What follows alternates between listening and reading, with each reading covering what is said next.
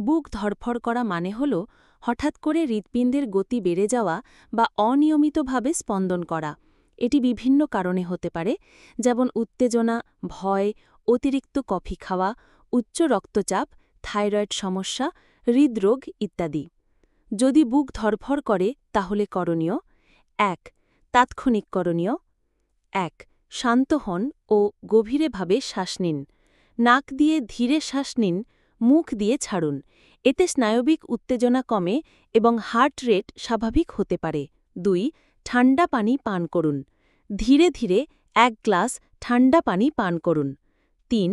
কিছুক্ষণ বিশ্রাম নিন বা শুয়ে পড়ুন। এক জায়গায় আরাম করে বসুন বা শুয়ে পড়ুন, চোখ বন্ধ করে কিছুক্ষণ বিশ্রাম নিন। ৪. ভ্যালসালভা কৌশল ব্যবহার করতে পারেন। মুখ বন্ধ করে নাক চেপে ধরুন এবং হালকা চাপ দিন, যেন হাঁচি আসছে এমনভাবে। ডাক্তারি পরামর্শ ছাড়া নিয়মিত করবেন না। বিভিন্ন কারণে হতে পারে, যেমন উত্তেজনা, ভয়, অতিরিক্ত কফি খাওয়া, উচ্চ রক্তচাপ, থাইরয়েড সমস্যা, হৃদরোগ ইত্যাদি। চিকিৎসকের পরামর্শ নেওয়া জরুরি যদি বুক ধড়ফড়ের সঙ্গে বুকে ব্যথা, শ্বাসকষ্ট, মাথা ঘোরা, ঘাম, অজ্ঞান হয়ে যাওয়া এসব উপসর্গ থাকে, ধড়ফড় ঘন ঘন হয় বা দীর্ঘস্থায়ী হয়, আগে কখনো হৃদরোগের ইতিহাস থাকে।